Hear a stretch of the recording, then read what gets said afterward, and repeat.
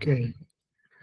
Bueno, entonces, pues vamos a platicar ahorita de un tipo de red, conocida como red convolucional. Se le llama así por un operador para, para procesar señales que se llama el operador de convolución. Y hoy en día las convolucionales se aplican un montón de, de problemas, no solo para procesamiento de imágenes, sino en general procesamiento de datos que pueden agruparse o que de forma natural vienen en arreglos de 2 dimensiones o más, ¿no? Puede ser 2 dimensiones, 3 dimensiones. Lo típico son 2 dimensiones. Entonces, vamos a ver cómo surgen estas redes, o sea, cuáles son sus ventajas y cómo se implementan. Estoy utilizando esta presentación, es de unos profesores, bueno, esta profesora Fei Li es muy famosa, una profesora de Stanford, si no me equivoco. Eh, y tomé algunos slides que van a servir para explicar eso, ¿no? Eh, Creo que todas sus presentaciones es un curso, creo que de R no es para convolucionales, para procesamiento de imágenes. Les pueden encontrar en línea, ¿no? Aquí me reduje, digamos, la presentación, ¿no? A lo que a mí me interesaba presentar.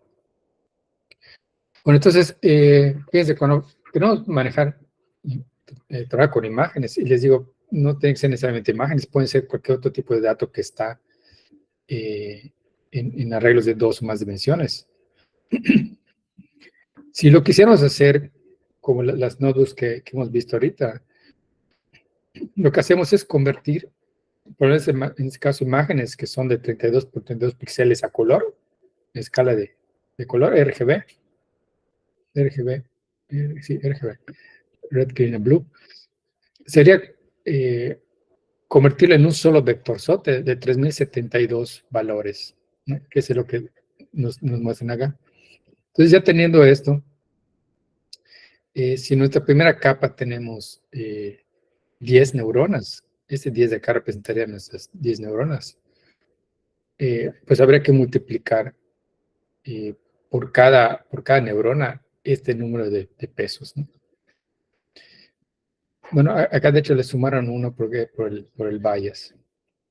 Para esto se pierde mucha información espacial y son muchos pesos los que se requieren.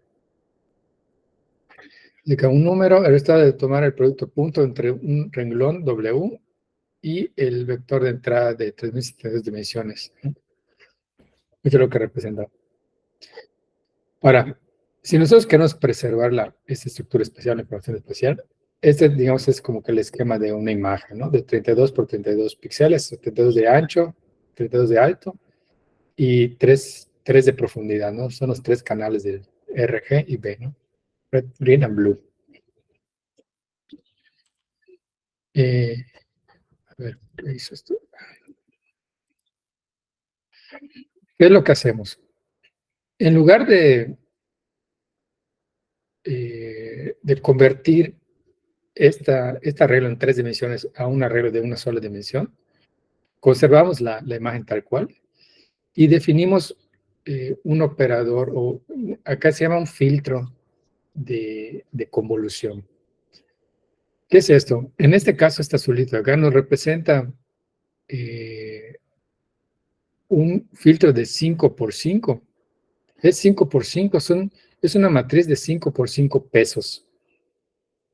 Y en este caso de profundidad 3. ¿Qué significa esto? Que en este caso serían 5 por 5, 25, por 3, 75. Serán 75 pesos que vamos a utilizar para procesar la información contenida en los píxeles de esta imagen. En lugar de utilizar un peso por cada píxel, ¿no? como en el caso anterior, ¿no? Aquí tendrías un peso por cada píxel para que proceses cada píxel. Acá está diciendo, no, ¿sabes qué? Son demasiados pesos. Vamos a definir También se llama kernel, un kernel o un filtro, en este caso de 5 por 5 por 3. Entonces, esos pesos los vamos a ir, digamos, los vamos a ir utilizando como para ir barriendo la imagen. Y esos mismos pesos son los que vamos a ir eh, utilizando para procesar diferentes porciones de la imagen. Lo que dice acá, ¿no? Slide over, ¿no? Los vamos a ir deslizando sobre la imagen espacialmente y calculando los productos puntos. ¿Cómo ocurre esto? Bueno, de hecho, acá es de 5 por 5 los píxeles y 3 filtros significa que son 3, eh, 3 de estos que vamos a ir aplicando. Ahorita vamos a ir viendo cómo. Por ejemplo, colocamos el filtro en alguna posición. Normalmente lo empezamos en la esquina superior izquierda.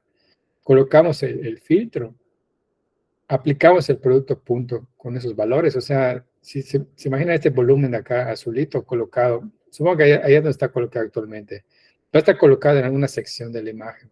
Entonces, por cada peso que contenga este filtro azul, esta posición, va a haber un valor de píxel, ya sea en R, en G o en B, en rojo, en verde o azul, que va a ser multiplicado por un peso contenido en este volumen azul, ¿no? El azul son pesos nada más ordenados en un arreglo y los rosaditos son los valores de los píxeles de la imagen.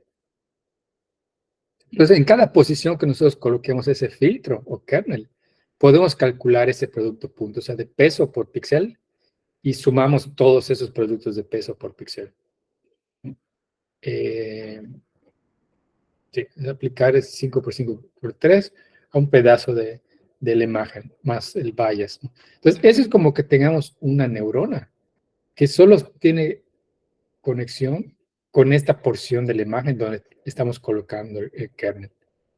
Entonces, tienes pesos reducidos, ¿eh? Porque solo van a afectar a esa sección. La cosa es que luego ese kernel lo podemos correr y con los mismos valores de peso, sin que creemos nuevos, podemos otra vez calcular el producto punto, pero ahora colocando el kernel en otra posición. A ver. Entonces, típicamente les comienzan en la esquina superior izquierda, luego lo corremos. ¿Cuánto se va a correr? Es un hiperparámetro, se llama stride, ahorita vamos a ver. Puedes correrlo columna por columna, o cada 2 columnas. Ese es un hiperparámetro que se escoge. Entonces, el punto es que cada vez que apliquen eh, una convolución, acuérdense, es como una neurona, ¿no? Una neurona percibe información, le da un peso a cada feature que está recibiendo, suma esas ponderaciones, tiene una entrada neta y luego genera una activación. Entonces, sale un valor escalar. Entonces, cada vez que apliquemos un filtro en una posición de la imagen, vamos a obtener un escalar, ¿no? Entonces, aquí obtenemos un numerito, lo aplicamos al lado, obtenemos un segundo número, un tercer número, y esos números que vamos a obtener, los vamos a ordenar otra vez en un arreglo. Entonces, aquí, obviamente, cuando llegues al final de la imagen, regresas otra vez al lado izquierdo, pero abajo, ¿no? Y sigues, barremos toda la imagen con ese filtro. Entonces, tenemos un volumen de salida que en este caso, por las dimensiones de la imagen, 32 por 32, y el filtro que es de 5 por 5, generamos como salida 28 por 28 valores, ¿sí? Entonces, esa es la aplicación de un filtro, en este caso de 5 por 5, por una profundidad de 3, sobre una imagen de 32 por 32 píxeles en RGB. Entonces, digamos, aquí ya procesamos toda la imagen, la fuimos escaneando poco a poco y solo utilizamos estos 75 pesos. Son los pesos que básicamente vamos reutilizando. ¿Okay? En lugar de asignar, digamos, si esta fuera una neurona típica, para cada uno de esos píxeles de acá, tendrías que asignar un peso, ¿no? Serían esos, que no sé qué, como 3.073 pesos. Entonces, en lugar de usar 3.073, solo utilizamos 75. Los reutilizamos. Entonces, podemos aplicar un segundo filtro con otros pesos diferentes, donde estos pesos van a ser como la red totalmente conectada que vimos anteriormente. Al inicio son random, son aleatorios esos pesos, ¿no? Con la retropropagación se van a ir ajustando para reducir el error de la red. Ya sea que estemos haciendo, no sé, detección de rostros en una imagen, detección de algún tipo de objeto, clasificación de imagen, para cualquier aplicación de imágenes. El algoritmo va a ser prácticamente el mismo, vamos a ir reduciendo el error con descenso de gradiente. Entonces, en este caso, cada vez que aplicamos un filtro o un kernel de convolución a un volumen, eso se reconoce en general como un volumen, se obtiene un mapa de características. Entonces, el azul representaría un mapa de características, el verde representaría otro mapa de características. Entonces, normalmente, así como definimos, digamos, en los códigos anteriores dijimos en uno, la primera capa de redes, de neuronas, va a tener 3 neuronas. Acá lo que decimos es, ok, vamos a tener tal vez 4 filtros de convolución, y esos filtros de convolución van a ser de 5x5, o de 3x3, o de 1x1, o de 7x7, que son normalmente los tamaños de filtros que se utilizan en la actualidad. Normalmente son cuadrados, son 1x1, de 3x3, de 5x5. Yo máximo he visto hasta de 7x7, o sea, pueden ser de más, pero eh, más que aumentar el tamaño del kernel, lo que hacen es aumentar el número de kernels, el número de mapas de características que genera, ¿no? Cada uno de esos volúmenes aquí, el azul y el verde, que son mapas de características, se pueden de hecho hasta graficar como imágenes. Ya no son imágenes, pero a veces se pueden observar dentro de eso, si los visuales como imágenes, algunos patrones que va extrayendo de la imagen. A eso es a lo que me refería, cuando ya no tienes que empezar a ser ya creativo de ver qué features vas a agregar, ¿no? Si vas a agregar una variable al cuadrado o esta la multiplicas por otra, sino que esos mapas de características, al barrer toda la imagen, van generando esos features artificiales, ¿no? Y obviamente se va enfocando en los features que le permiten reducir más el error del modelo. Entonces, aquí la parte donde se extraen, digamos, de forma automática features, en este caso de las imágenes. En las imágenes, normalmente lo que extraen estos features son bordes, perdón, bordes, contrastes entre zonas oscuras y zonas claras, patrones específicos, así como esquinas, zonas curvas, zonas rectas, algún tipo de textura en la imagen. ¿Cómo? O sea, de forma automática lo hacen. ¿Y a través de qué? A través de reducir simplemente el error del modelo usando descenso de gradiente.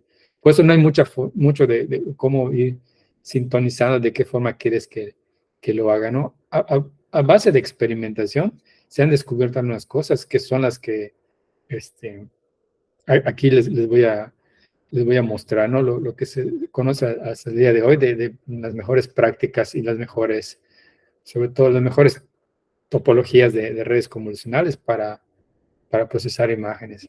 Entonces, acá en este ejemplo, procesaron la imagen de entrada con 6 filtros, cada uno de 3x5x5. Entonces, cada uno de ellos generó estos mapas de características. No fueron 6 filtros, pues son 6 mapas de características. Entonces, esto nos genera, digamos, otro volumen. En este caso ya son de 28x28, o sea, 28 de ancho por 28 de alto, por 6 de profundidad. Acá tenemos solo 3, que inicialmente eso correspondía al rojo, al canal rojo, verde y azul. Ahorita acá simplemente sabemos que son 6 de profundidad, pero no podemos decir qué es cada uno, ¿no? Son simplemente features que extrajo. nuestra primera capa de convolución, ¿no? Esta sería una capa de convolución con filtros de este tamaño, donde tenemos seis filtros. Bueno, y cada uno de ellos tiene su bias, ¿no? Cada filtro pues es una matriz de pesos más un peso extra, que sería el bias. Bueno, esto, igual que como hemos visto con la red, la básica de la Multi-Layer Perceptron, igual lo puedes aplicar a lotes de imágenes, ¿no? Como muestran acá, batches de imágenes. Entonces, una red convolucional es simplemente una secuencia de capas de convolución. Por ejemplo, ahorita la que mostramos es una capa de convolución, como dijimos, con 6 filtros, donde los filtros tienen este tamaño, ¿no? 5 por 5 por 3. Van a ver ahorita en el código que normalmente ya no especificamos la profundidad del filtro. Eso automáticamente lo toma dependiendo de la imagen de entrada. Igual tenemos que especificar de qué tamaño van a ser las imágenes. Pero una vez que ya la especificaste, la profundidad con la que va a aplicar el kernel ya viene, digamos, de forma automática, la toma de acá, ¿no? Si aquí, por ejemplo, ya fue de 6, la siguiente capa de convolución ya vas a ver que la profundidad es 6 y los filtros va a generar de profundidad 6, ¿no? Normalmente solo decimos, de hecho, un número. Como son cuadrados, ¿de qué tamaño va a ser el lado del filtro? Ahorita lo vamos a ver en el código. Entonces solo dices cuántos filtros y de qué tamaño va a ser el lado de ese cuadrado, ¿no? Entonces, en este caso, de una imagen de 32 por 32 píxeles, se convirtió en un volumen de 28 por 28 de profundidad 6, por los 6 filtros que hay acá. A eso le puedes aplicar otro, aquí en este ejemplo, 10 filtros de 5 por 5. Ahora tiene que ser profundidad 6, ¿no? Porque acá el volumen es 6. Y te da como salida otro volumen, ahora más pequeño, 24 por 24, de profundidad 10. Los tamaños en los que van quedando los volúmenes se pueden calcular. Hay una formulita que ahorita vamos a ver. Típicamente se busca ir reduciendo los tamaños de esos volúmenes, principalmente la anchura y la altura, porque queremos cada vez contar con menos features para la etapa final de la red. Todas esas primeras capas de convolución se ven como procesamientos que se le hacen a las imágenes para extraer features o características que sean útiles para luego hacer regresión o hacer clasificación. Pero finalmente la regresión o la clasificación se hace con una capa de neuronas tensas, o sea, las normalitas, ¿no? Ahorita vamos a ver. Entonces, a ver aquí. Bueno, normalmente para esto de las convoluciones, te tienen que especificar también qué función de activación van a efectuar los operadores de convolución, y normalmente son ReLU.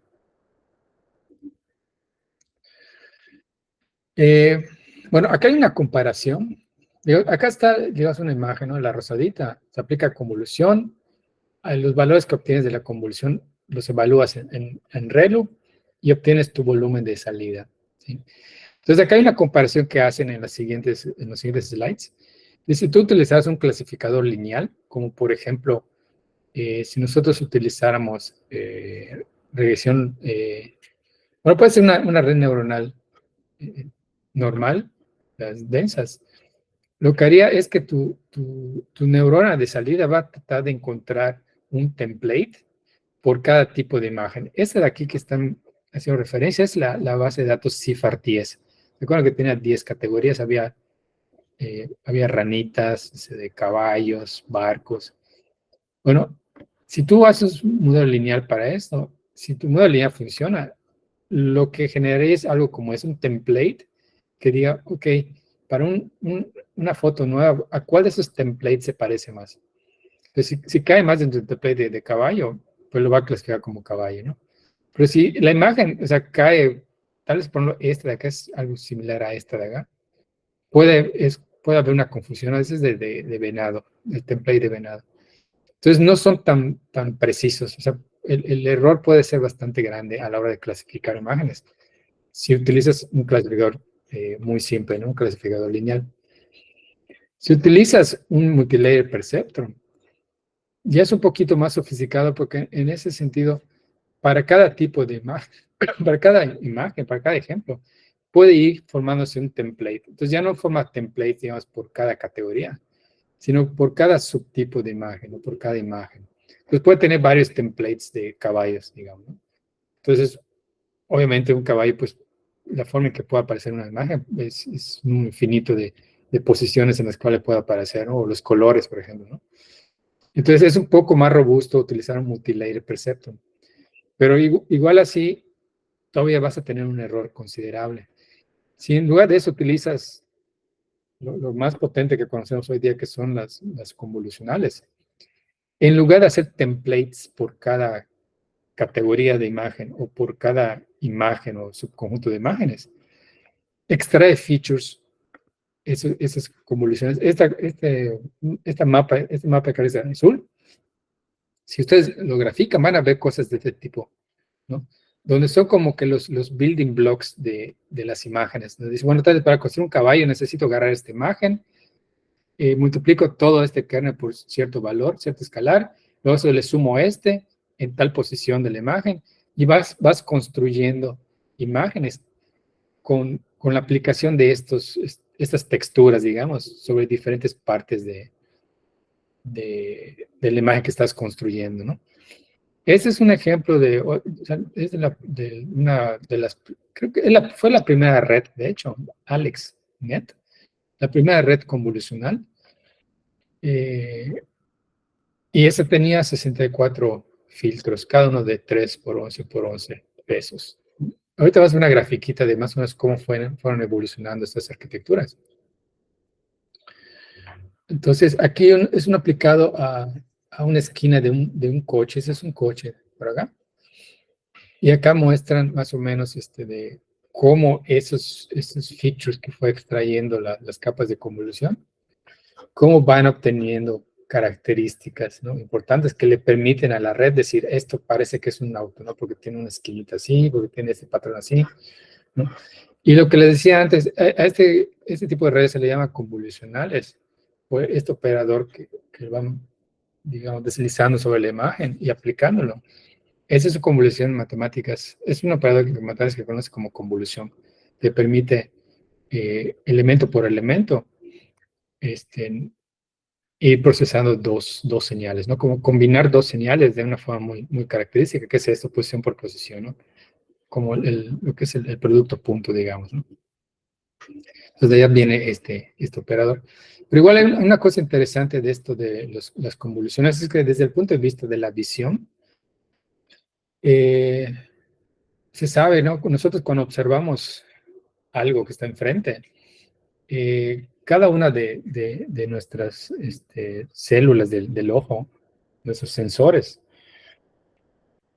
eh, percibe un campo visual limitado. O sea, no cada célula de sensor del ojo va a percibir todo lo que estamos viendo al frente, ¿no? Sino que está separado. Entonces es la combinación de lo que percibe por regiones nuestro ojo en total, lo que nos da la imagen bueno, pues, de hecho, la reconstruimos en el cerebro, ¿no?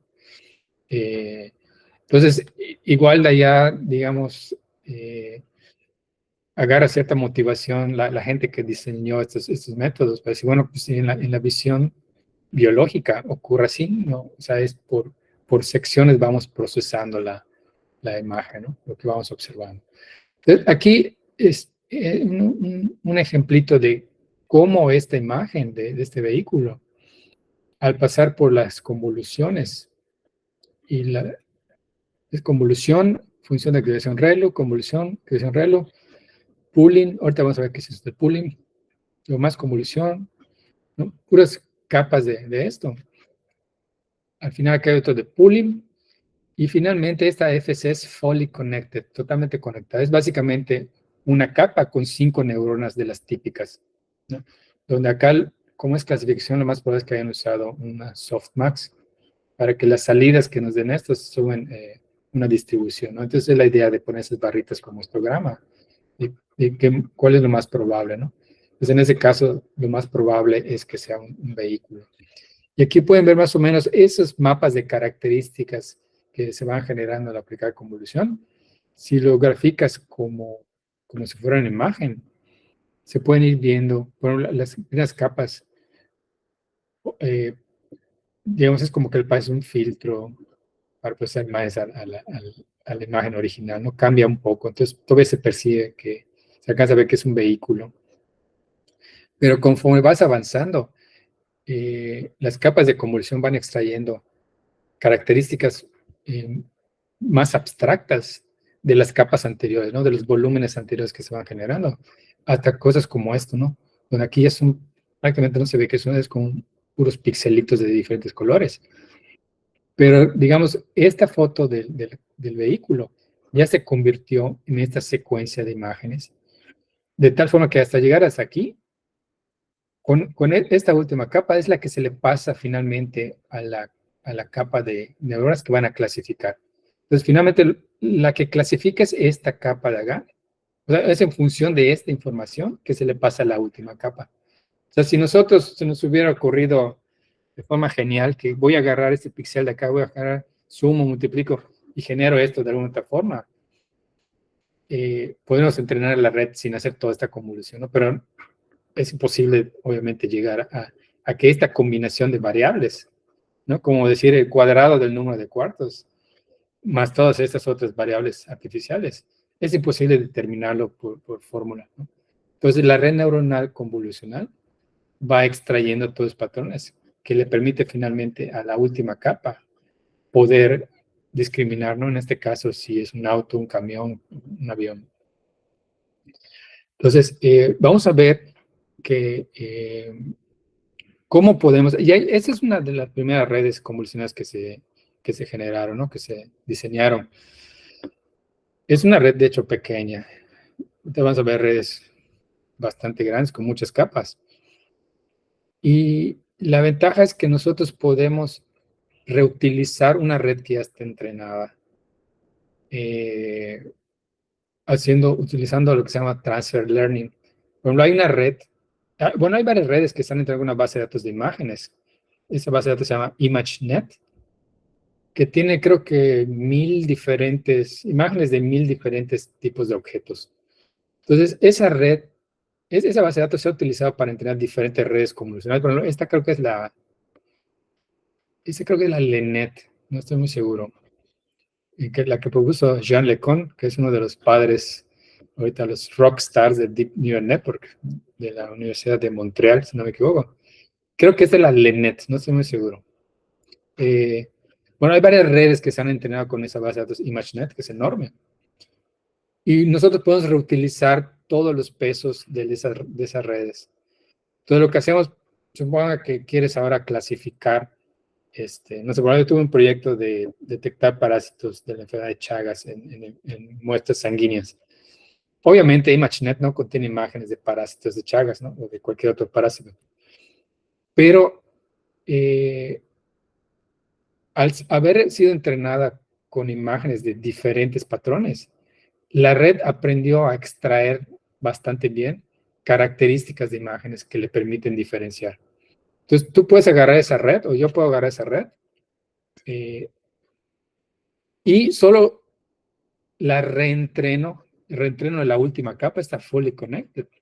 Digo, descargo todos los pesos de todas esas capas de acá. No, a esa no les hago nada.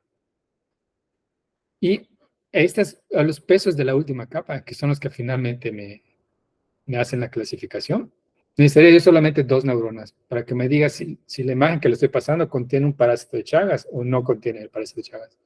Y el entrenamiento es solamente sobre los pesos de esta capa de acá. Y impresionantemente, eso funciona.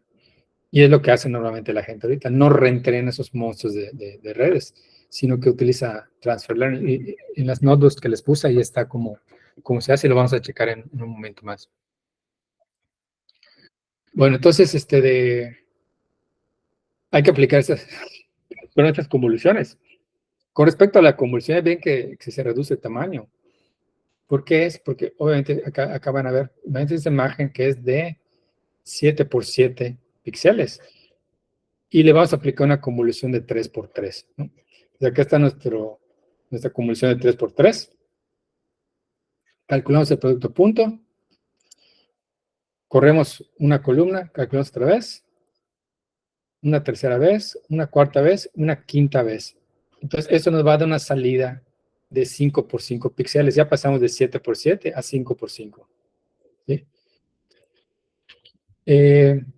Si utilizamos ahora un corrimiento de 2 columnas cada vez, es algo que se llama stride, ¿no? Bueno, aquí le aplicamos una vez, luego corremos 2 columnas, aplicamos una segunda vez, corremos otras 2 columnas, aplicamos otra vez. El total va a ser de 3 por 3. ¿Qué pasa si queremos utilizar para esta imagen de 7 por 7 un filtro de 3 por 3, pero con un stride de 3? Lo aplicamos una vez, corremos 3 columnas. Bueno, aquí no lo pusieron. Correríamos 3 columnas, lo aplicarás una vez más y luego ya no vas a poder aplicar, te va a sobrar, te va a hacer falta una columna, ya no lo puedes correr 3 columnas, ¿no? Porque ya no es múltiplo de 3. Entonces, eso es algo importante. A veces cuando estás definiendo tu red neuronal y les quiero que sea de tanto por tanto, y le dices que es manipular igual eso de los strides, tienes que calcular que sí sea viable hacer ese corrimiento, ¿no? Porque si te pasas, cuando tú quieras compilar esa red, te va a marcar error. Y es porque es un stride que no funciona para ese tipo de imagen de entrada, ¿no? Entonces hay una formulita que es esta. N es el tamaño de la imagen de entrada, menos F, que es el tamaño del filtro o del kernel, dividido entre el stride que quieres utilizar más 1. Entonces, tú lo aplicas y te da un número decimal, es que evidentemente no funciona para esa imagen de entrada. ¿Sí? Entonces, es algo que tienen que tener en cuenta. Ahora, ¿qué es lo que hace normalmente la gente? Hay una función en Keras donde tú le puedes decir, bueno, eso del padding. Padding es ponerlo alrededor, ¿no? Un renglón al inicio y al final, y una columna al inicio y al final de puros ceros. Entonces, al manipular estos paddings, tú le puedes poner, en lugar de una fila, puedes poner 2 o 3 alrededor, ¿no? Entonces, puedes hacer de entrada que no se reduzca el tamaño de la imagen. Entonces, por ejemplo, en este caso, 7 por 7, filtro de 3 por 3, aplica con stride, un padding de un píxel de borde. ¿Cuál es la salida? La salida es 7 por 7, ¿no? Si lo vas calculando, te da otra vez 7 por 7. Entonces, Keras tiene una opción donde tú le dices, no quiero que me cambies el tamaño de la imagen. Otra opción es que, como es bastante útil a veces ir reduciendo el tamaño, para no meterse en problemas, ni le digas que es stride. Si no le dices stride, te lo va a hacer de columna por columna. Y de stride de uno, siempre se va a poder, obviamente, ¿no? Porque solo vas corriendo una columna hasta que logres cubrir toda la imagen. Entonces, creo que esa es la más típica. O sea, no mencionas nada del stride. Por default, le aplica un stride de uno. Y siempre te va a poder aplicar esa convolución que le estás pidiendo, ¿no? Y se va a ir reduciendo el tamaño del mapa de características. Entonces acá solo son algunos ejercicios para ir calculando las salidas. En este caso aquí el ejemplito se va reduciendo, ¿no? En este caso de 32 a 24 por 24. Eso de ir reduciendo los features, experimentalmente se ha probado con redes grandotas y es una de las cosas que sugieren, ir reduciendo el tamaño de tus mapas de características. Hay muchas cosas que empíricamente se han visto que funcionan y no hay ningún teorema al respecto, no hay una formalidad, pero o sea, experimentalmente con redes grandes y bases de datos grandes se han demostrado algunas cosas, ¿no? Se han mostrado que funcionan. Bueno, déjenme me salto. Es un ejercicio nada más para ver si saben aplicar la formulita esta de reducir. Ahora, es lo que hablaba acerca de los campos receptivos, ¿no? Cuando observamos algo, pues vamos como que escaneándola pedacito por pedacito, ¿no? Y es la unión de ese escaneo que es la que al final nos permite entender la imagen en cuestión. Aquí en este caso, pues hace referencia a eso, ¿no? Cómo vas, digamos, con esta capa amarilla de campos receptivos, van recibiendo cierta información y la procesan de alguna forma que luego esa información es procesada otra vez por otros campos receptivos y otros campos receptivos hasta que vas reduciendo toda la información inicialmente que estaba acá en un campo más pequeño, ¿no? Que ya te permite, de forma compacta, ya tienes aquí almacenado el patrón que te permite diferenciar aquí entre diferentes tipos de imágenes. Bueno, aquí creo que llegó todavía.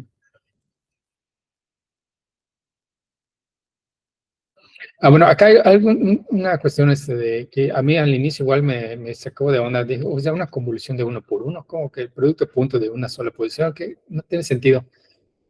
Pero claro que sí tiene sentido, al darnos cuenta que eso se lo estamos aplicando a volúmenes, ¿no? En este caso, una profundidad 64. Cuando haces una convolución de uno por uno, realmente lo que tú quieres es que calcule el producto punto sobre, o sea, sobre un píxel nada más, pero hacia el fondo, ¿no? Entonces, es esta producto punto que estamos haciendo. No estamos abarcando, digamos, píxeles vecinos, pero un solo píxel, cómo se observa a través de esos 64 diferentes canales, ¿no? Entonces, igual los filtros de uno por uno tienen sentido aplicarlos. Y especialmente se utiliza mucho para reducir la dimensión. Bueno, hay otra cuestión aquí. La capa de pooling. ¿Se acuerdan que había una capa de pooling? Pooling es otra forma también de reducir las dimensiones, pero es una forma más brusca todavía, más explícita. ¿En qué consiste el pooling? Eh, defines un tamaño del pooling. En este caso es el max pooling. No sé si abajo esté, pero hay dos formas principales de hacer pooling: max pooling y average pooling. Entonces, lo que dice, ok, si este es el filtro de características que tengo ahorita y quiero reducir la dimensión, puedo hacer un max pooling, en este caso de 2 por 2. Entonces, aquí tenemos, digamos, esos pixelitos. Y lo que te dice es un max pooling de 2 por 2 es agarra esta submatriz de 2 por 2 y agarra el valor máximo, ¿no? Es un max pooling. Entonces, el valor máximo es 6, ¿ok? Entonces, ese 6 va a ser el que va a pasar a la siguiente capa. Entonces, te vas a quedar con el 6. Luego, acá es sin traslape se aplica max pooling, ¿no? Te pasas al siguiente, su matriz de 2 por 2. En este caso, es que están acá en verde. ¿Cuál es el máximo? 8, ok, paso el 8, ¿no? Y así pasas con toda la imagen, su matriz de 2 por 2. Acá el máximo es 3 y aquí el máximo es 4, ¿no? Entonces, eso se hace igual para reducir la cantidad de información que tienes, ¿no? Además, eso es más directamente, es que solo quédate con los que tienen máximo. La otra opción es, en lugar de quedarte con el máximo, digamos, los que están aquí en rosado, los sumas y los promedias, ¿no? Y ese valor es con el que te quedas.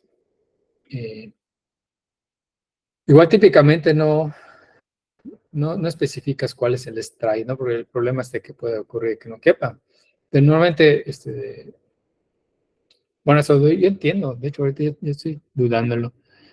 Yo he entendido que siempre se hacían, o sea, en Keras, por default, Keras te lo va poniendo sin traslape, ¿no? Pero ese sería un problema, de hecho, porque si especificas un tamaño que luego no se pueda correr, sí, creo que sí hay, creo que es igual que convolución ahora, viéndolo bien, la forma en que lo tiene implementado Keras. Por default, o sea, el default de Keras, yo creo que sí va a ser un stride de 1 para que siempre lo pueda aplicar, ¿sí?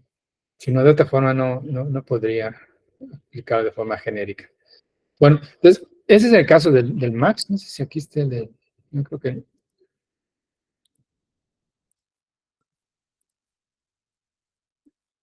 Bueno, no, esta presentación acá termina. Pero la otra opción que igual lo tiene implementado Keras es el average pooling. Esto lo vamos a ver ya en los códigos, cómo cómo llamamos a estas opciones, ¿no? Ahora, bien, aquí me voy a ir rápido, también voy a saltar unas diapositivas, porque quiero ver algo de código. De todas formas, en la próxima sesión, lo hacemos como hoy, ¿no? Repasamos lo que vimos ahorita y resolvemos las dudas que surjan. Es como un resumen gráfico, ¿no? De lo que involucran las redes, las CNNs, ¿no? Las Convolutional Neural Networks. Aplicamos capas de convolución, filtros de convolución. Aplicamos pooling para hacer un downsample, ¿no? Un submuestreo. Todas las capas están totalmente conectadas y al final hay una capa que nos va a servir para hacer la clasificación. Normalmente utilizamos para las capas de convolución, utilizamos la función ReLU, que es esta de acá, ¿de acuerdo? Y aquí en esta presentación hablan un poco igual de la normalización. Se han dado cuenta, o sea, empíricamente se han dado cuenta que cuando los valores que están en la capa de convolución los normalizas antes de pasarlos a la siguiente capa, eso hace que la red aprenda más rápido, o sea, que el error se reduzca más fácilmente. Y hay varias formas de hacer esa normalización, ¿no? Eso se menciona acá. Yo ahorita que pasemos por allá me lo voy a brincar porque ahorita quiero que vean qué tipo de arquitecturas han propuesto para ver algo de código. Pero en la próxima sesión repasamos esto de normalización. Son algunas variantes que existen, pero la idea es esa, o sea, que no estén muy, los valores que te dan los features, que no estén muy, el rango, digamos, no sea muy grande, ¿no? Sino que tratar de acotarlo, que esté alrededor de una media de sus valores. Bueno, entonces déjenme, bueno, acá de hecho empezó con Batch Normalization. Rápidamente, Batch Normalization, como dice su nombre, si tú dijiste que vas a usar un batch de 100 imágenes para cada iteración, o sea, para cada actualización de los pesos, agarra esos 100 imágenes, las procesa con la convolución y los mapas de características o los volúmenes de salida, los agarra y los normaliza. Como el ejemplo que les mostré hace rato, ¿no? Con scikit-learn, le puse normalize y le puse como argumento xtrain y boom, o sea, todos los datos, agarró todos los valores de training set y los normalizó entre 0 y 1, ¿no? Aquí lo mismo, batch normalization, solo que va a agarrar todos los elementos de ese batch, nada más. Y aquí está la formulita, cómo lo calcula. Obviamente es que calcula la media, la varianza, y luego ya el valor de normalización, ¿no? Le vas a restar la media y lo divides entre la raíz cuadrada de la varianza más cierto error. Eso ya está implementado en Keras, ¿no? No se tiene que romper la cabeza para eso.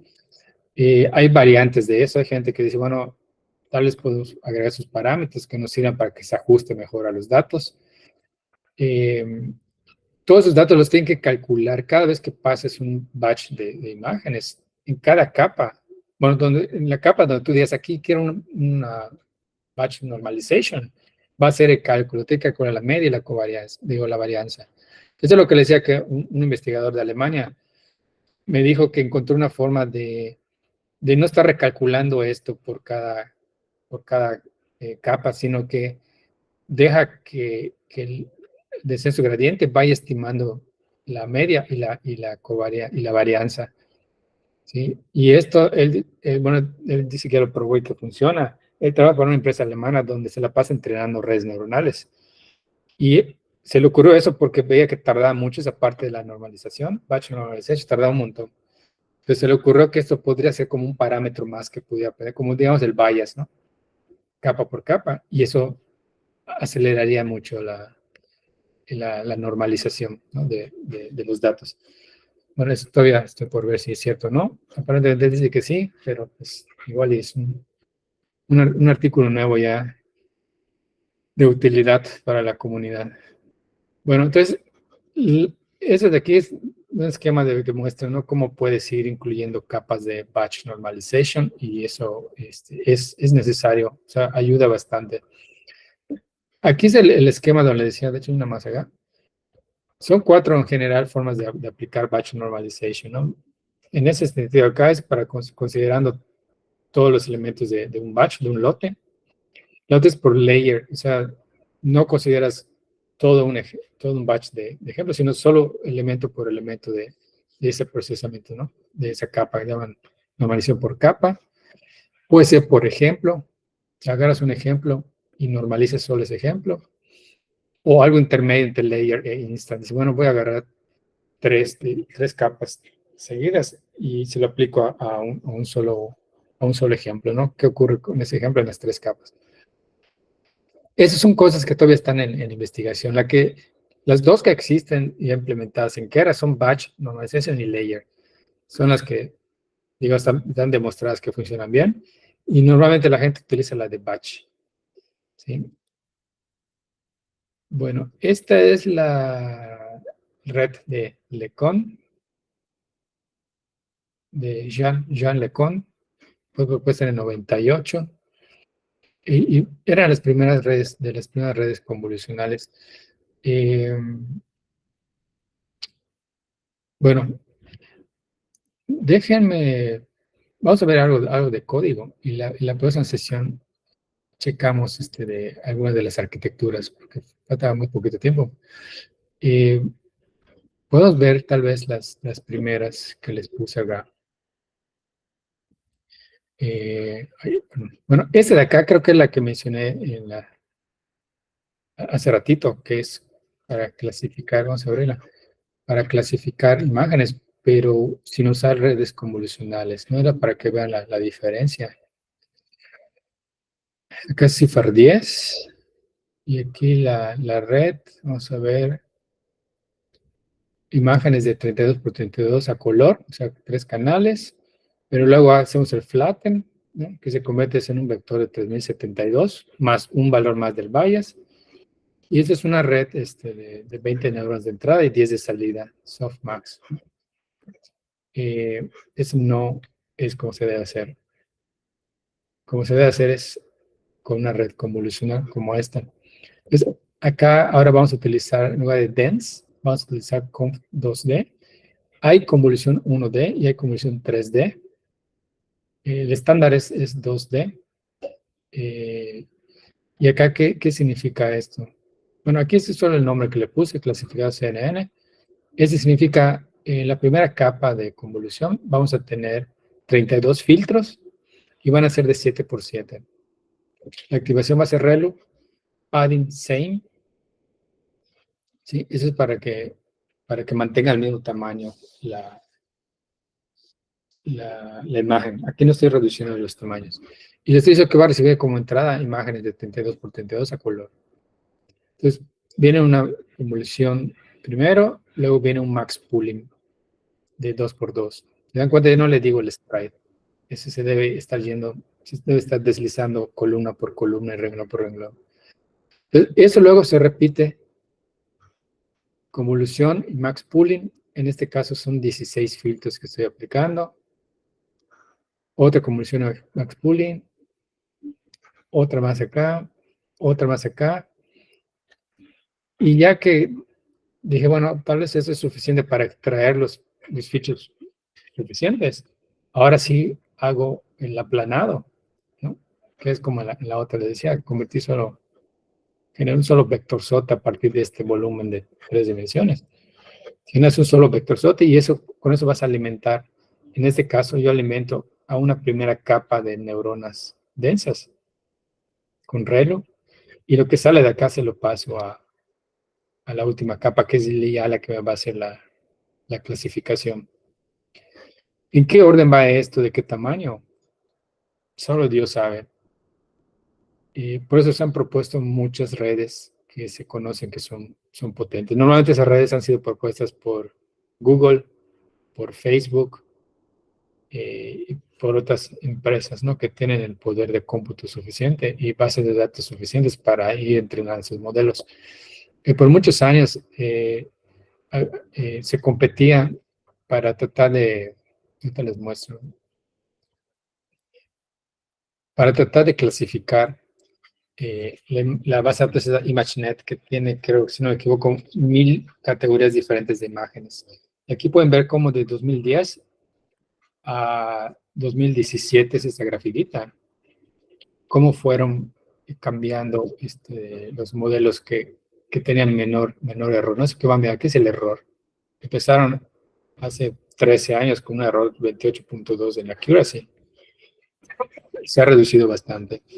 La primera red convolucional es esta de acá, que es la AlexNet. ¿Sí? Fue la primera red convolucional que se aplicó. Antes de esto no había redes convolucionales, eso fue en el 2012. Y acá pueden ver, esta tenía 8 capas, luego hubo otra de 8 capas, esa de acá de Seiler. Creo que es una versión, es AlexNet, solo que le mejoró los hiperparámetros y logró reducir la accuracy en 5% más o menos. Es básicamente la misma arquitectura, solo le cambió algunos hiperparámetros. O sea, qué kernel se utilizaba, cuántos kernels en cada capa, pero es básicamente la misma AlexNet. Estas de acá ya son diferentes. Por ejemplo, esta de acá es la BGG. Esta ya manejaba 19 capas. Luego surgió la de Google. Google igual se metió en la carrera de esto y propuso su Google Net. Ese tenía 22 capas. Luego propusieron la ResNet, ¿no? Entonces, esto lo vamos a checar con más calmita en la próxima sesión. Pero les puedo mostrar aquí rápidamente para que vean qué tanto idea. Por ejemplo, esta era la AlexNet, ¿no? Aquí está la arquitectura convolución de uno, luego max pooling, normalization, convolución, al final 3 capas de totalmente conectadas, ¿no? Les vamos aquí rápidamente para ver si checamos algo de código. Esta es la AlexNet. Luego vamos a ver algunas de sus características, ¿no? Déjenme me muevo a la siguiente que tenemos por acá. Bueno, esta es la que mejoró. ZFNet se llamó. Una mejora de AlexNet, pero con respecto a los parámetros nada más. La BGG es esta, fíjense. Es AlexNet y hay una BGG 16, tiene 16 capas. Y otra BGG 19, ¿no? 19 capas. Entonces pueden ir viendo cómo fueron aumentando el número de capas. Y cambiaban en cuanto al número de convoluciones y los tamaños de los kernels. Luego la Google Net. La Google Net sí estuvo interesante porque lo que hacen estos cohetes es en una capa aplican diferentes tipos de convolución y luego, digamos, aquí como que generaron 4 threads, ¿no? 4 caminitos. Una, de qué pasa cuando aplicas una convolución de uno por uno. Luego otra cuando aplicas convolución de uno por uno y luego convolución de 3 por 3 a la misma imagen, ¿no? De entrada. Entonces generan 4 caminitos y lo que da como salida, esos 4 volúmenes que da como salida, los concatenan. Y esa es la salida del siguiente, ¿no? Entonces generan como estos mini caminos dentro de cada convolución y eso puede extraer más patrones a diferentes detalles. Y eso es un monstruo de red. Entonces, bueno, acá hay una explicación de eso, lo veo en la siguiente sesión. Google Net, creo que ya no hay que ver. Bueno, luego vemos con más detalle. Este de acá, bueno, más recientemente están trabajando con, fíjense, esta tiene 152 capas de la ResNet y esas son variantes de esas. Creo que igual tengo que hablar. ResNet hace referencia a residual, conexión residual. ¿Qué es esto? Que se dieron cuenta que al ir pasando información de una capa a la otra, a veces pues la red perdía información que sí era importante. Entonces, para evitar que pierdas información, lo que hacen es, además de pasar de una capa a la siguiente, en algunas partes ponen esas conexiones residuales que básicamente lo que hacen, agarran esta imagen a este nivel intacta y se la pasan más adelante, ¿no? 2 capas, 3 capas adelante, para que no se pierda información que ha generado aquí FDX. Y simplemente la suman estas 2 imágenes y las siguen procesando. Entonces, esas conexiones se le llaman conexiones residuales. Eso es otra cosa que se dan cuenta que, o sea, empíricamente se dan cuenta que mejoraba el desempeño de la red, ¿no? Aquí en 2017 llegó el conteo hasta acá 2017, porque fue cuando se dejó de hacer esa competencia. Entonces, ahorita, donde se pueden ver redes neuronales más avanzadas y bases de datos para probar, es una plataforma, no sé si la conocen, se llama Kaggle, Kaggle. Allá hay redes neuronales ya entrenadas y bases de datos, y ahí es donde la gente entra a veces a competir, digamos, ¿no? Porque se van almacenando los resultados que van obteniendo. Porque esta era una competencia que era anual. Eso ya no se realiza. Bueno, aquí una comparación de las últimas. Esa de Inception creo que igual fue de Google. Inception V4. Es una combinación de ResNet con una cuestión de Inception. Bueno, ese es todo el zoológico de las redes neuronales actuales. Bueno, luego platicamos un poquito de esto. Algunos truquitos que cada una de esas topologías introdujo, digamos, a la cuestión del procesamiento de imágenes. Vamos a ver, creo que de aquí la que me gustaría checar, al menos ahorita de último antes de irnos. Bueno, déjame les comento. ¿Sí? Tengo una pequeña duda. Para el caso del pooling, ahí no utiliza un producto punto, ¿no? Es como en el caso del max pooling, es seleccionar el que tiene un número mayor, ¿no? Y el del average, pues creo que saca el average El de promedio. esa submatriz, ¿no? Así es así de simple. Es solamente decir, bueno, de esta región de píxeles, ¿cuál tiene mayor valor? Entonces ahí dicen, Ok, bueno, tal vez el que tiene mayor valor tiene más información de utilidad. Ok, pues vamos a ignorar los pixelitos y nos quedamos con el píxel más brillante, el que tiene mayor luz. Es básicamente la idea. ok, Es una forma está así bien. muy brusca de reducir la información. Ok, Sí, está bien, gracias. funciona. Bueno, esa es la LeNet. Y esa es implementé aquí la LeNet, digamos, utilizando Keras, ¿no? Para aplicarlo al concepto de dígitos. Esta topología que ven acá es la LeNet, como se propuso en 1998 por Jean LeCun. ¿Sí? Entonces, aquí tal vez, bueno, además de que es una de las redes, digamos, históricamente relevantes, aquí lo que les puse es otra forma diferente de entrenar la red. Recuerdan que les mencioné hace rato que puedes entrenarla e ir guardando los pesos por si se pierde tu conexión en Colab o se va la luz o algo. Bueno, aquí les puse una forma de hacerlo. Aquí lo que hago es, básicamente utilizo dos funciones que trae Keras, que es train on batch y test on batch. En lugar de decirle fit y boom, automáticamente corre, tú aquí le vas pasando manualmente el batch de datos que quieres que utilice para actualizar sus pesos, ¿no? Entonces, obviamente tú tienes que hacer manualmente aquí, como puse mi código, de dónde va a empezar, digamos, va a empezar en el ejemplo 0, ¿no? Y a partir del 0 le va a sumar, tal vez si voy a hacer un batch size de 200, le suma 200. Entonces, ese va a ser el ID del ejemplo con el que va a detenerse, ¿no? El ejemplo 200. Entonces ya solo le digo que ahorita en este momento te voy a pasar de start a stop, ¿no? Desde el 0 hasta tal vez el 200. Y lo mismo te va a pasar las etiquetas de esos 200 ejemplos, primeros ejemplos. Le digo train on this batch, test on the batch, y acá pues nada más le estoy diciendo que imprima la pérdida, que ya almacenó acá, es el resultado de este te arroja, ¿no? Train on batch, test on batch, y lo voy gráfica, o sea, lo voy imprimiendo acá nada más. Entonces, aquí es donde está lo interesante. Yo le digo, ok, ¿sabes qué? Ahora, ya que entrenas con ese batch, vas a aumentar start en 200, ¿no? Le sumo 200 para que ahora sea del 200 al 400, digamos, ¿no? Y solo voy checando si en un momento el start ya es mayor o ya no me va a dar, digamos, un batch completo, porque ya se van a acabar mis ejemplos. Lo inicializo otra vez en 0. ¿Okay?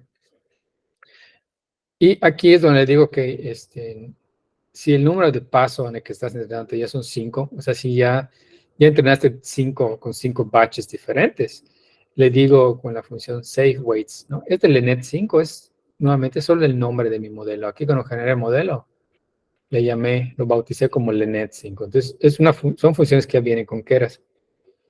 Entonces, acá solo le digo, cada 5 iteraciones, guárdame los pesos y le doy la ruta, ¿no? Me lo va a guardar. Entonces, en la ruta van a ver ustedes que tienen, ¿cómo se llama? La extensión es .h5. Entonces, ahí es un formato de guardar todos los pesos de esa red. Entonces, si se dan cuenta, acá arriba en esta celda, tengo uno que está comentado. Entonces, bueno, que yo lo corro, le pongo acá 10,000, ¿no? Y me voy. y tal vez en el 200 se detiene la correa de memoria por collab. Yo sé que debió haber almacenado los pesos en una de las últimas iteraciones en las que estuvo trabajando. Entonces yo cuando regrese a la computadora les comento esto, les digo, es que vas a entrenar, pero vas a empezar no con pesos aleatorios, sino cárgame estos pesos que descubriste la vez pasada, ¿no? Y le doy la referencia del archivo. Entonces, para poder continuar aquí y no empezar siempre desde cero. No sé si con Fit, bueno, sí, con Fit también puedes, sí, con Fit también puedes llamar el comando, es independiente, el comando de save weights. Hay save weights y hay también save, creo que save model, y te guarda hasta la arquitectura de la red, si no me equivoco. Bueno, hay algunas otras variantes, ¿no? Pero esa es una forma de puedes tener un poquito más de control sobre los batches y sobre cada cuándo ir guardando, ¿no? Bueno, eso es lo interesante acá. Es una de las redes clásicas históricas, la LeNet, que la puedes rápidamente armar con Keras. Y la otra, esta de aquí es la ResNet. De hecho, les puse aquí la liga. Keras ya trae varias redes preentrenadas, de esas que están grandototas, ¿no? Y aquí pueden ver en esa tablita el nombre de la red, del modelo. ¿Cuántos parámetros? Por ejemplo, esa exception tiene 22 millones de parámetros, tiene 81 capas. Para hacer inferencia requiere 109 milisegundos. Entonces, para que ya puedas utilizarlo en producción, digamos, tiene ya los datos reales. Y aquí está la BGG 16, bueno, esa tiene 138 millones de parámetros. Entonces, son redes que ya están entrenadas con la ImageNet y están puestas para utilizar de forma libre, ¿no? Pero ese es 119 megas. Entonces, en este código les puse cómo puedes cargar en memoria la red que te interesa. En ese caso, es un ejemplo de ResNet 50, la Residual Net con 50 capas. Aquí lo cargué la red y abrí una imagen que tengo acá, es un elefante. Ese es el elefantito, es un Tusker, le llaman. Son esos elefantes que tienen colmillos que llegan hasta el piso, son impresionantes. Cada vez hay menos, están en extinción los pobres. Bueno, acá lo que hice fue cargar esa red.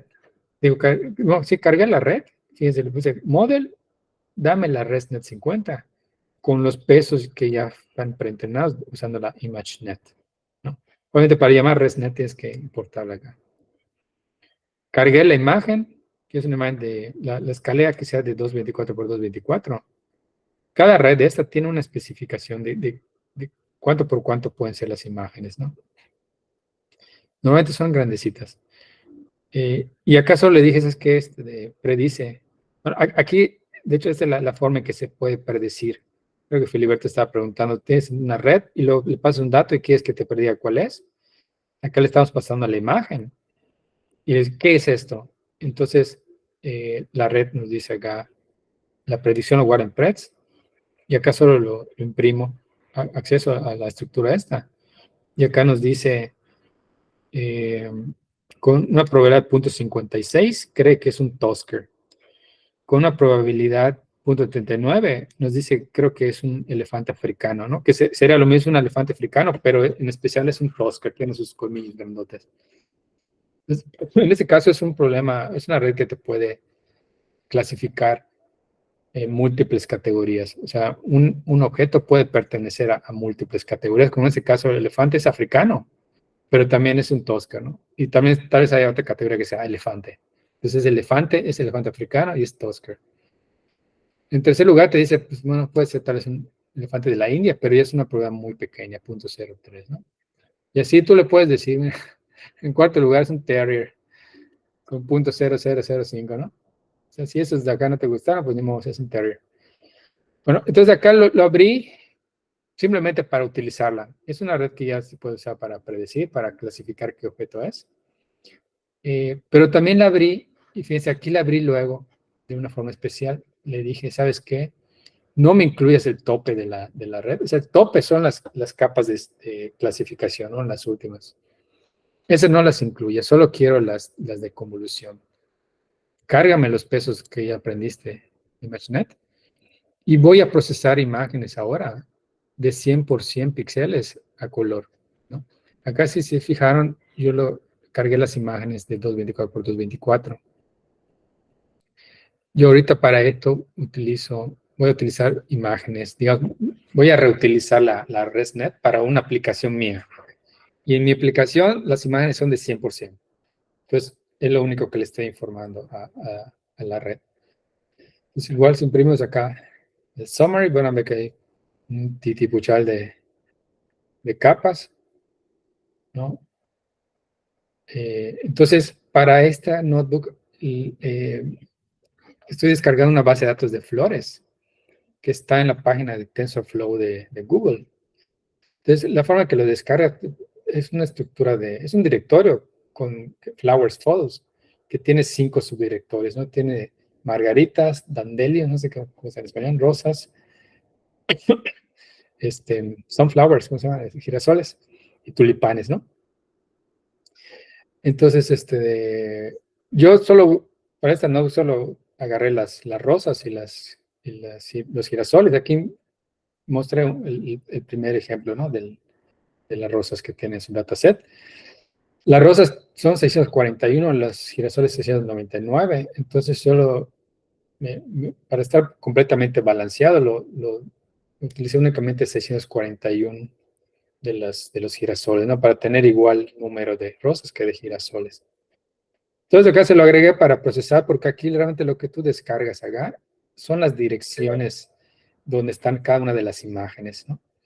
Entonces, en este código que está acá, básicamente abro esas imágenes, les cambio el formato para que sean de 100%. Entonces, básicamente construyo mi dataset como lo requiere la red, ¿no? Entonces, acá pueden ver mi XTrain tiene 1282 imágenes de 100% a color, donde la mitad son de rosas y la otra mitad son girasoles.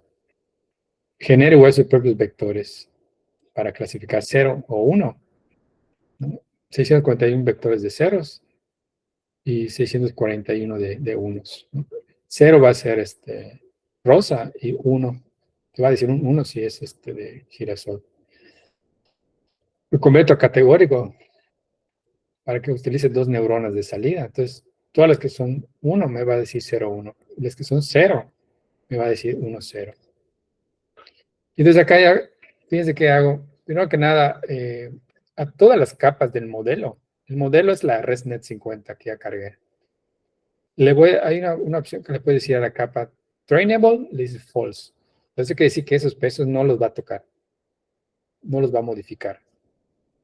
Pero fíjense que algo padre que era, yo agarro ese modelo y le digo la salida de esta red, ResNet, sin la capa de salida, sin el top, le voy a llamar X. Y luego esa X la voy a aplanar, o sea, la salida de las capas de convolución, las chorromil capas de convolución, la voy a convertir en un vector, lo voy a guardar también en X. Y voy a crear una capa, llamo keras, layers, dense, de 2 neuronas, con función de activación, va a ser mi capa de salida. Y mi modelo, que le voy a llamar ahora modelo final, va a ser la concatenación del modelo, que es la ResNet 50, más esta capa que le estoy agregando, que es de predicción, ¿no? Acá yo pude haber definido otra red con n capas y luego la concateno de esta forma. Entonces estoy agarrando la ResNet ya entrenada, la parte convolucional, y le estoy agregando solamente una capa con 2 neuronas para que clasifique ahora rosas y girasoles.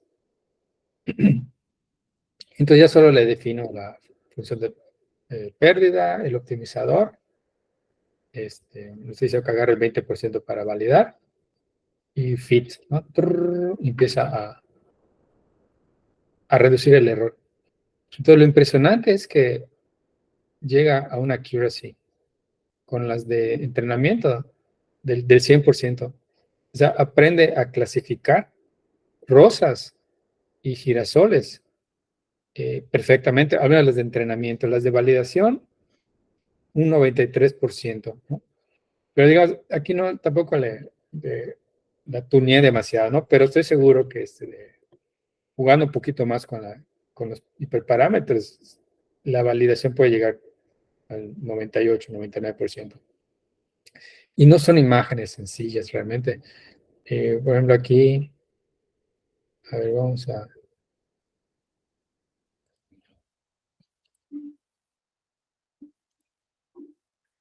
ver si no tarda mucho yo creo que tardaba en descargar estas. Creo que mostrar algunas fotitos de rosas y girasoles para que vean que no es tan sencillo hacer la tarea esta. De hecho, hay un tipo de redes nuevas que le llaman Zero Shot, como un shot, eh, como que con un ejemplo. O sea, utilizando estas redes ya preentrenadas con Transfer Learning, transferencia de aprendizaje. Con un solo ejemplo, entrenas a la red para que aprenda a detectar, a clasificar un tipo de objeto en específico, ¿no? Como que agarres esas flores y le digo, que aprende que es una rosa. Y boom, con un solo ejemplo lo hacen. Aquí creo que ya corrió. Ok, entonces, bueno, este es un ejemplo el primer ejemplo de rosa, ¿no? Esta, otro tipo de rosa. Esta de acá, otro tipo de rosa. ¿Sale? Fíjense, rosas en un pastel. Si vemos ejemplos de sunflowers,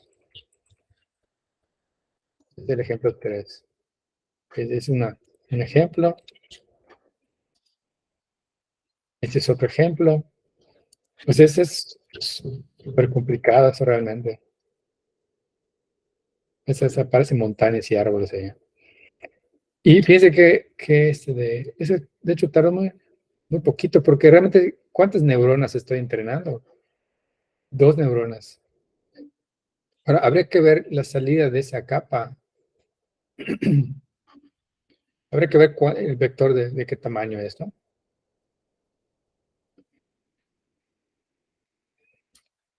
A ver, no sé si aquí aparezca cuántas trainable. Ahí está, trainable. Ah, pues sí, son bastantes. 65.538 parámetros son los que entrené pues, con esas dos neuronas que agregué. Pero los non-trainable son 23,5 millones. Esas son las que dejamos fijas, ¿no? Son las que ya tienen información, tienen conocimiento. Bueno, la última nos vamos. Yo tengo que irme a la facultad. Ahorita hoy la competencia de programación a nivel nacional y somos sede en la Facultad de Matemáticas. Esta 05 es solamente cómo cargar otra, que es la BGG 10, perdón, 16. Tienes que importarla también, es específica. Y eso es solo para que vean que es fácil abrir las otras redes, ¿no? Aquí solo dejé la opción esta de que me evalúe la fotito del elefante Tosca, ¿no? Solo para que vean que pues es prácticamente similar, ¿no? Y aquí está la liga de donde están los argumentos que requiere. Cambian, ¿sí? De una red a otra, de esas extraquinqueras, cambian los argumentos. Hay redes que les implementaron opciones especiales. ¿Sí? Entonces es cuestión de checar cuál red les conviene más o hacer experimentos. Pero si tiene una tarea así de clasificación de imágenes, es básicamente súper rápido implementarlo por su cuenta, ¿no? Usando Transfer Learning. Bueno, ¿cómo ven? ¿Alguna pregunta? Otra vez termina correteado, pero la siguiente sesión hacemos otra vez un repaso y resolvemos dudas. Ahorita no sé si tengan alguna duda antes de cerrar la sesión. Les voy a mandar, tal vez a algunos no les llegó la dirección de donde están los videos. Cuando termine de grabar, subo los videos a YouTube, pero tardan porque están tan larguitos. Apenas ya están en internet, les mando a una dirección, pero si no les ha llegado, por favor que me avisen para que yo les mande la dirección, ¿sale? Digo, por si quieren repasar algo posteriormente. Ok, pues pues no sé si tienen alguna duda. Si no, pues feliz fin de semana, que descansen, que se la pasen bien. Y nos vemos en la próxima sesión, creo que el próximo sábado, ¿no? Había un día que me brinqué, no recuerdo mal. Y cualquier cosa duda que tengan, ya saben, pueden mandar un correíto con sus gráficas, sus códigos, lo que sea. Muchas gracias, Víctor. Listo, Vale. muchas gracias. Sale, que estén Muchas bien. gracias, hasta luego. Órale, nos vemos. Hasta luego.